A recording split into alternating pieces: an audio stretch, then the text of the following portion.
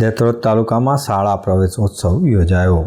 કન્યા કેળવણી અને શાળા પ્રવેશોત્સવ 2025 અંતર્ગત દેત્રોદ તાલુકાની પ્રાથમિક શાળાઓમાં બાલવાટિકામાં 866 ભૂલકાઓ, માધ્યમિક શાળામાં ધોરણ 9માં 695 અને ધોરણ 11માં 394 વિદ્યાર્થીઓને પ્રવેશ આપવામાં આવ્યો. આ વર્ષે આ કાર્યક્રમ પ્રજા ઉત્સવ બની રહ્યો હતો. ગ્રામજનોની સહભાગીદારી અને મોટી સંખ્યામાં ઉપસ્થિત સરકારના પ્રતિનિધિ તરીકે doctor Sudhir Desai, superintendent of police P K. Trivedi, chairman રાજ્ય પરીક્ષા બોર્ડ, મામલતદાર દેત્રોદ, તાલુકા વિકાસ અધિકારી દેત્રોદ, તાલુકા હેલ્થ ઓફિસર સહિતના મહાનુભાવો ઉપસ્થિત રહ્યા હતા.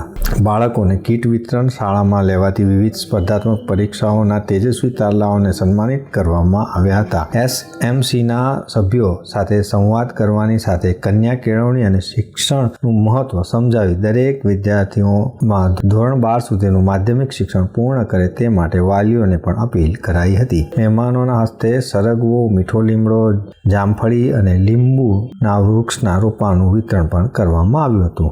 દેત્રોદ તાલુકાના દેકાવાડા પે સેન્ટર પ્રાથમિક શાળામાં ખાસ જિલ્લા વિકાસ અધિકારી વિદેહ ખરે ઉપસ્થિત રહ્યા હતા, જ્યાં યુનો મિન્ડા કંપનીના હેડ દિનેશસિંહ સોલંકી અને સન્ની હજારે પણ ઉપસ્થિત રહ્યા હતા. આ કંપની દ્વારા છેલ્લા 10 દાયકાથી શાળામાં તમામ બાળકોને દફતર, કીટ, નોટબુક, શૈક્ષણિક કીટ વિતરણ કરવામાં આવે છે.